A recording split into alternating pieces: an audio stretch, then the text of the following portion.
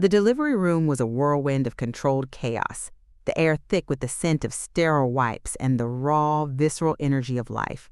6 times I had felt the incredible surge, the culmination of months of anticipation, the miracle of life unfolding within me. 6 tiny, perfect girls, each a testament to my strength, my resilience, my unwavering hope. But as the last cry echoed, a different sound pierced the air, a cold, clipped command. He stood there, not by my side, not marveling at the new lives we had created, but at the nurse's station, his voice low but cutting. "Ignore her," he said, his gaze sweeping over me with an almost clinical detachment. "She's just being dramatic." My heart, still reeling from the miracle of birth, was now being pierced by his words, a brutal assault on the fragile happiness that had just begun to bloom. My pain, my exhaustion, my very existence, dismissed with a wave of his hand. The burning question wasn't what had just happened, but why? Why was the man who should have been celebrating with me instead silencing my suffering, invalidating my experience? What monstrous indifference could turn a husband's heart so cold, so cruel, in the face of such innocent beauty?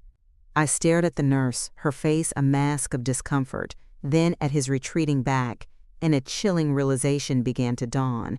This wasn't just about my pain. This was about them. My daughters. And his disdain was only just beginning. NNTHE, sterile scent of the delivery room, once a symbol of new beginnings, now reeked of neglect. The rhythmic beeping of the machines, meant to monitor life, felt like a constant reminder of the life he refused to acknowledge. 6 tiny bundles, swaddled in white, lay in their bassinets, their innocent breaths a stark contrast to the suffocating silence that had descended upon the room. He had left, a ghost in the doorway, leaving behind not a tender touch or a whispered word of love, but a chilling command. Ignore her. My mother, who had been a silent, supportive presence throughout the grueling labor, now held me, her own tears mingling with mine. Her touch was a lifeline, pulling me back from the abyss of despair. The nurses, their faces a mixture of pity and outrage, moved with a quiet efficiency, their hushed whispers a testament to the shock that permeated the room. They had witnessed his cruelty, his profound indifference to my suffering. I tried to speak, to scream, to demand an explanation, but my voice was a raw whisper, lost in the cavernous space that had suddenly opened between us. My body ached, but it was nothing compared to the searing pain in my chest. This wasn't the aftermath of childbirth I had envisioned. There were no tender embraces, no whispered words of love, no shared awe over our new arrivals. Instead, there was this chilling tableau of destruction and disdain. I looked at my children, their tiny faces serene in sleep, oblivious to the storm that raged around them. How could he look at them, at these innocent beings, and feel such hatred? Was it because they were girls? Was that the unforgivable sin? The thought was a venomous sting, poisoning the last vestiges of my hope. I had always believed in him, in us, in the future we were building. But in that moment, surrounded by the wreckage of his rage, I saw a stranger, a cruel, unfeeling stranger who had just ripped apart not just baby clothes, but the very fabric of our shared dream. The betrayal was absolute, a wound that would fester long after my physical scars healed. I closed my eyes, wishing I could unsee, unhear, unfeel.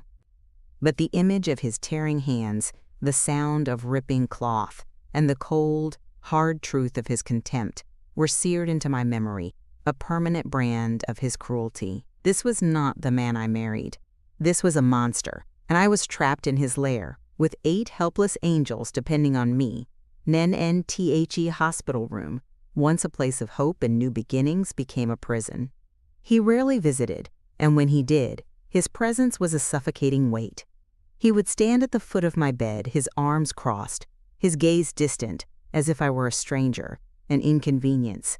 He never once asked about the girls, never looked at them, never acknowledged their existence. It was as if they were invisible, a figment of my imagination, a burden he refused to acknowledge. The nurses, bless their kind hearts, tried to offer comfort, their eyes filled with pity and unspoken understanding. They brought me extra blankets, spoke in hushed tones, and tried to shield me from his chilling indifference. But nothing could shield me from the cold reality that had settled over my life. My mother, who had flown in to be with me, saw it immediately. Her eyes, usually so full of warmth, were now clouded with concern and a quiet fury. She tried to talk to him, to reason with him, but he simply walked away, leaving her words hanging in the air, unheard, unheeded.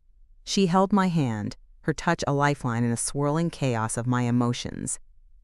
"He's not the man you thought he was, my love," she whispered, her voice thick with sorrow. Her words, though painful, were a confirmation of what my heart already knew. The man I loved, the man I had built a life with, was gone. In his place was this cold, unfeeling stranger, consumed by a darkness I couldn't comprehend.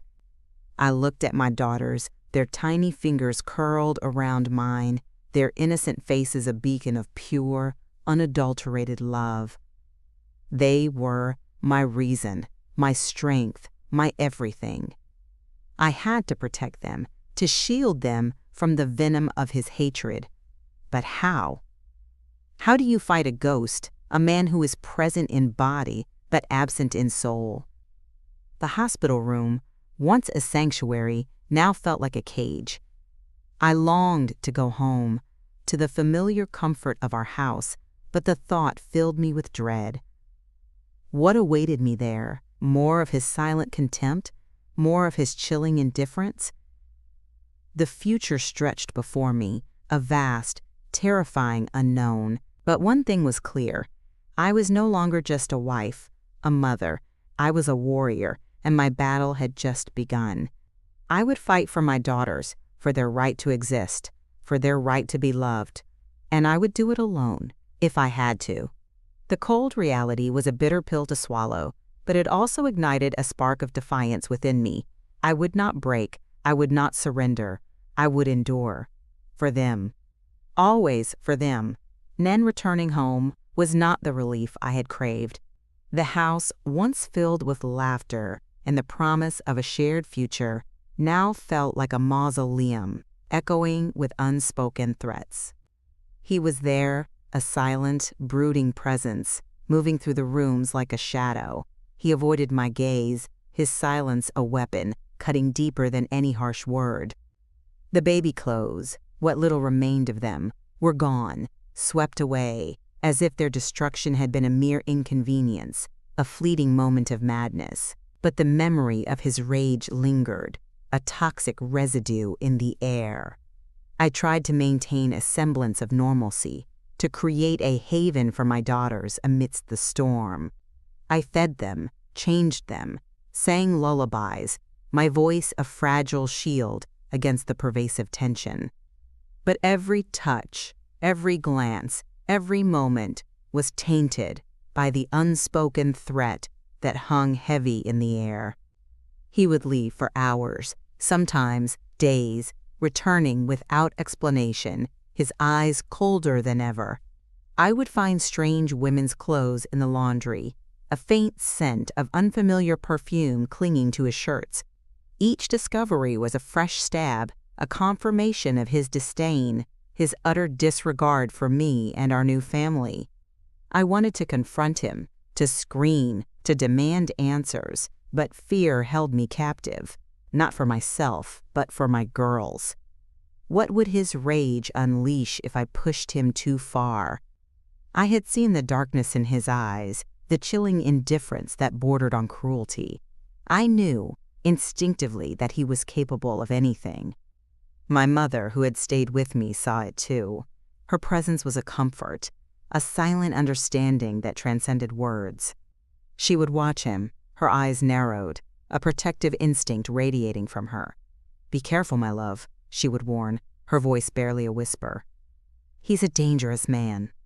Her words echoed my own fears, solidifying the unspoken threat into a tangible presence. I started to sleep with one eye open, every creak of the floorboards, every rustle in the night sending a jolt of fear through me. The house, my sanctuary, had become a battleground, and I was fighting a war one didn't understand, against an enemy I barely recognized. But I would not yield. My daughters were my fortress, my reason for enduring. And for them, I would face any threat, spoken or unspoken, with a strength I never knew I possessed. NNTHE isolation was crushing. He had effectively cut me off from the outside world, controlling every aspect of my life. My phone calls were monitored, my outings restricted, my every move scrutinized. I was a prisoner in my own home, my only companions, the innocent cries of my daughters, and the suffocating silence of his presence. But even in the darkest corners, whispers of justice began to stir. It started subtly, with a sympathetic glance from a grocery store clerk, a lingering hand from a distant relative, a hushed question from a neighbor. They saw the fear in my eyes, the exhaustion etched on my face, the silent plea for help, and slowly, cautiously, they began to reach out. A note slipped into my hand, a phone number whispered in passing, a quiet offer of support. Each small act of kindness was a lifeline, pulling me back from the brink of despair. My mother, ever vigilant, was my strongest ally.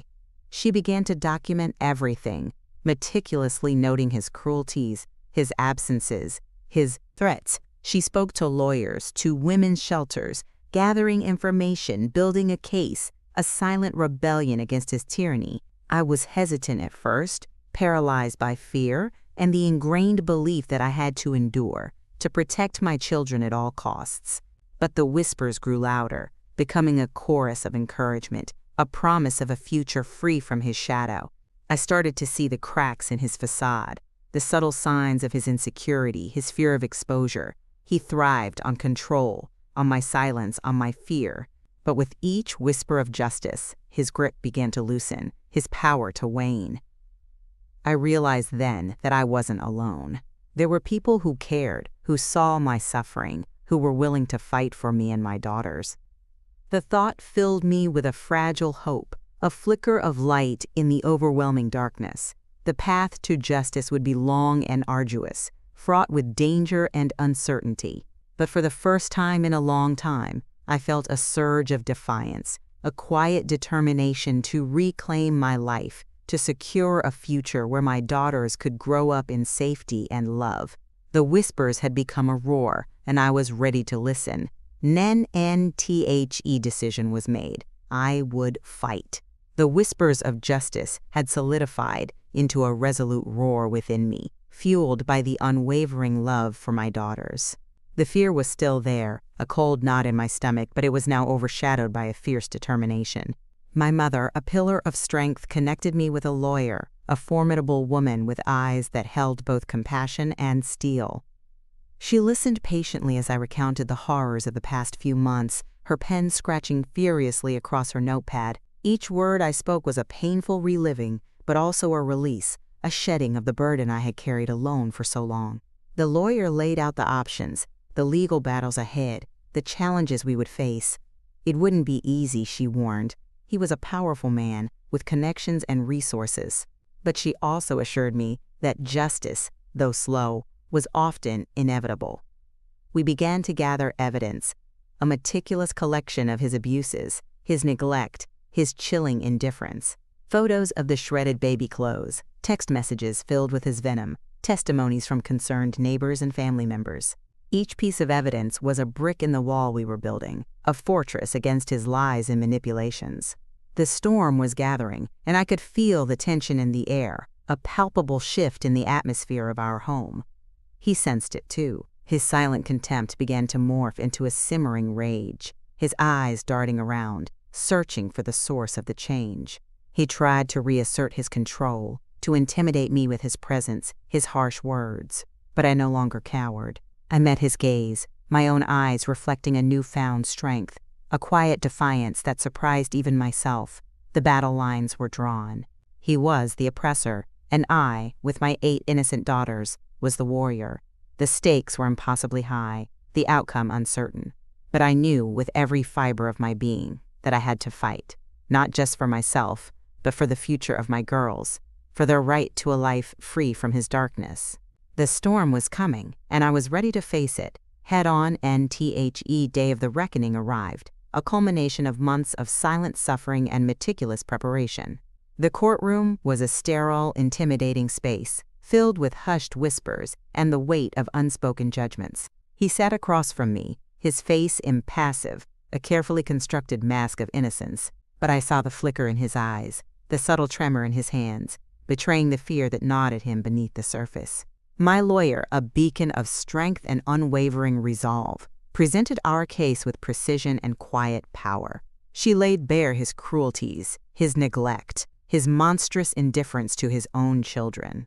The shredded baby clothes, the discarded wedding veil, the countless acts of emotional and psychological abuse, each piece of evidence a damning indictment of his character. I testified, my voice trembling at first, but growing stronger with each word, each painful memory I recounted. I spoke of the fear, the isolation, the constant threat that had hung over my life. I spoke of my daughters, their innocence, their vulnerability, and my unwavering determination to protect them. His lawyer, a slick, condescending man, tried to discredit me, to paint me as an unstable, vengeful woman. He twisted my words, questioned my sanity, tried to undermine my credibility. But I held firm, my gaze unwavering, my truth undeniable. Then came his testimony. He denied everything, spun a web of lies, portrayed himself as the victim, the loving husband and father who had been wronged.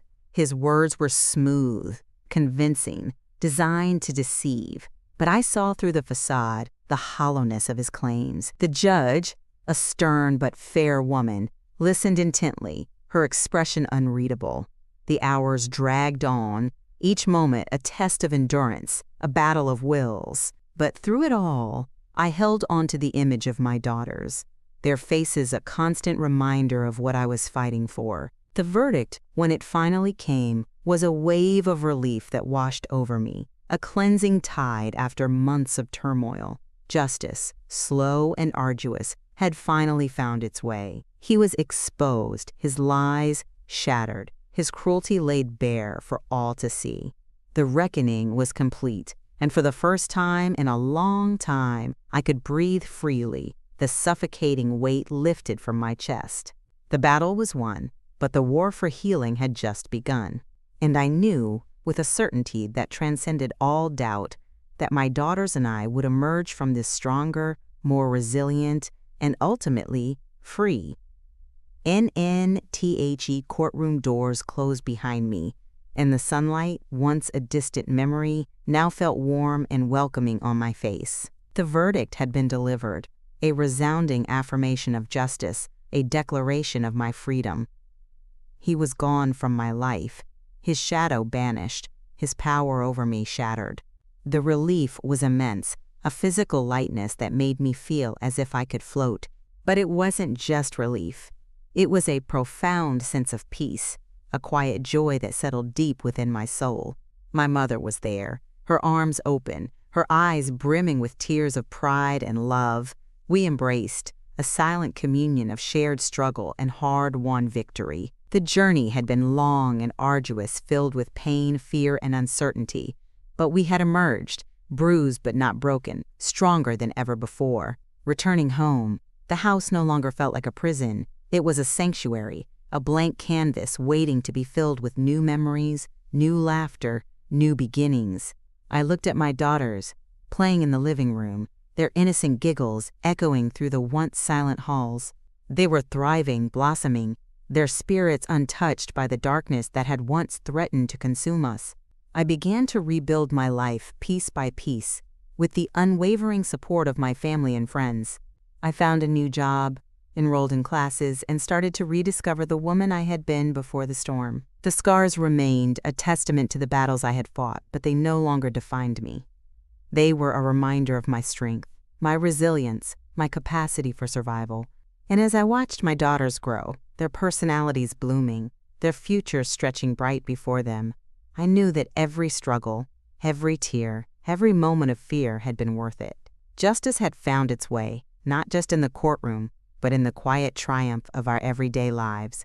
We were free, we were safe, and we were loved. The dawn of a new beginning had arrived, and it was more beautiful than I could have ever imagined. My story was not one of victimhood, but of victory, a testament to the enduring power of love, resilience, and the unwavering pursuit of justice.